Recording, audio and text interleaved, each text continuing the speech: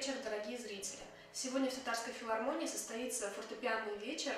Это будет сольный концерт Екатерины Мечетиной. Екатерина, здравствуйте. Здравствуйте. Екатерина Васильевна, расскажите, какая программа сегодня ждет наших зрителей?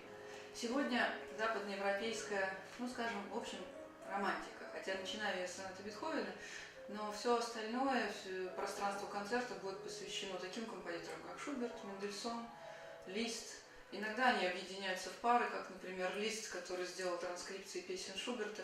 Программа лично самой мне очень нравится. Она очень романтическая, очень-очень откровенная, искренняя. И в то же время, не забываем о Бетховене, это, конечно, высоты человеческого духа, человеческого гения, к которым я сама пока еще с робостью прикасаюсь.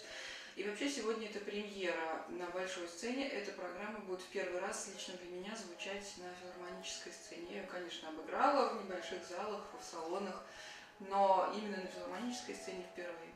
Скажите, пожалуйста, в Казани ведь вы уже несколько раз бывали? В 2009 году сцена по-другому выглядела, был другой рояль, сейчас уже, видите, ремонт произошел в филармонии, все очень стало красиво и современно.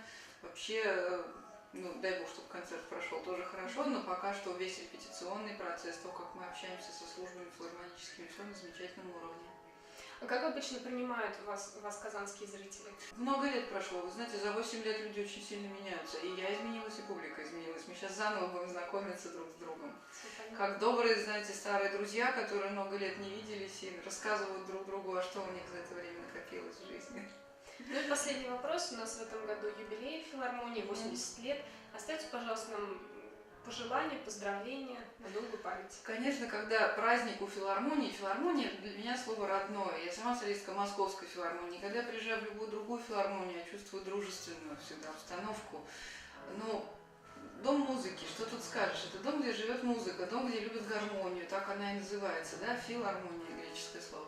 И поэтому, что же можно пожелать? Только красоты, любви к музыке, благородства, стройности, возвышенности, и чтобы филармония в лице всех ее сотрудников, и солистов, и администрации, и всех, кто имеет к этому отношение, делала так, чтобы в людях, в душах у людей загорались новые и новые огонечки.